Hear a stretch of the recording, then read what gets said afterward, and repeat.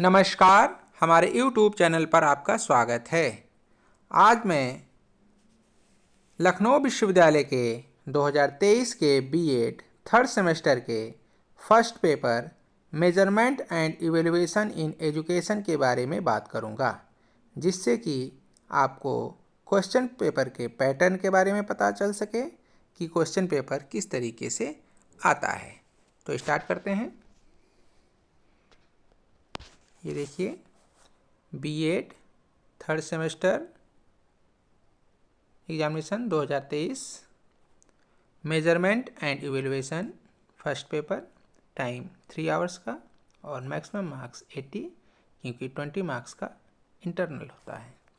Note: answer any 5 questions, all questions carry equal marks, यानी कि प्रत्येक क्वेश्चन 16 मार्क्स का होगा। किन्हीं 5 प्रश्नों के उत्तर दीजिए। सभी प्रश्नों के अंक समान हैं। पहला क्वेश्चन है, what do you understand by evaluation? Discuss concept, need and relevance of evaluation in education. मूल्यांकन से क्या समझते हैं? शिक्षा में मूल्यांकन का संप्रत्यय, आवश्यकता एवं प्रासंगिकता की विवेचना कीजिए। Second question, describe various levels of measurement with the help of suitable examples. मापन के विभिन्न स्तरों को उपयुक्त उदाहरणों की सहायता से स्पष्ट कीजिए। Third question, right short notes on the followings. First है सोशियोमेट्रिक और सेकंड है क्वेश्चनएयर। निम्नलिखित पर संक्षिप्त टिप्पणियाँ लिखिए, समाजमिति और प्रश्नावली दोनों पे। तो एक एक क्वेश्चन, ये अगर इस क्वेश्चन को अटेम्प्ट करेंगे तो फिर आपको दोनों अटेम्प्ट करना होगा। नेक्स्ट क्वेश्चन है, discuss the basic characteristics of a good measuring instrument.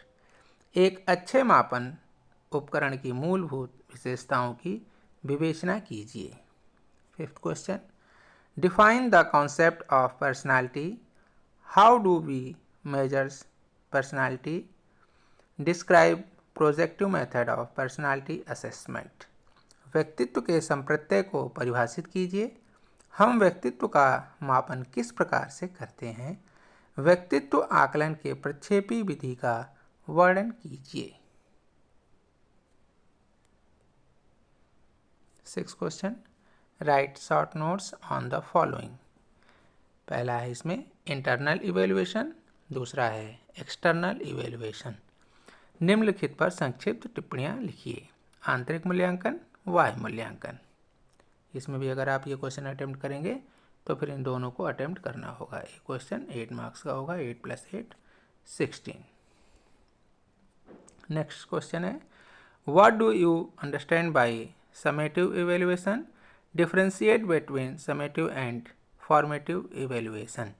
योगात्मक मूल्यांकन से आप क्या समझते हैं?